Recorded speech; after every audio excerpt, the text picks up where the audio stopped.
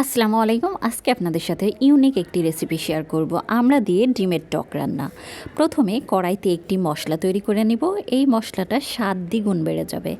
1 ইঞ্চি আদা কুচি, 5-6টি রসুনের কোয়া কুচি, সামান্য জিরা, 3টি পেঁয়াজ কুচি তেলের মধ্যে ভালো করে ভেজে নরম যখন হয়ে আসবে তখন উঠিয়ে রাখবো। এরপর 2টা ডিম পোচ করে নিব।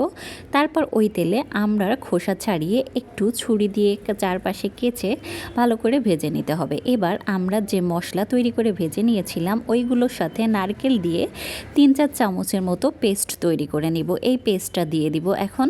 এবার স্বাদ মতো লবণ, সামান্য হলুদ, গরম মশলা 1/2 চা চামচ এবং টক মিষ্টি স্বাদ ব্যালেন্স করার জন্য পরিমাণ মতো চিনি দিয়ে ভালো করে কষিয়ে পানি দিয়ে সিদ্ধ করে নিতে হবে। আমরা সিদ্ধ হয়ে গেলে এ পর্যায়ে ডিম দিয়ে দিতে হবে। এ সময় আপনারা ঝোলটা টেস্ট করে বুঝবেন এবং চিনির স্বাদ ঠিক আছে কিনা। ঝোলটা যখন ঘন হয়ে আসবে তখন নামিয়ে পরিবেশন করুন অসম্ভব মজাদার ভিন্নধর্মী ডিম আমরা টক রেসিপিটি ভালো লাগলে লাইক, কমেন্ট, শেয়ার করে পাশে থাকবেন। আল্লাহ হাফেজ, সবাই ভালো থাকবেন।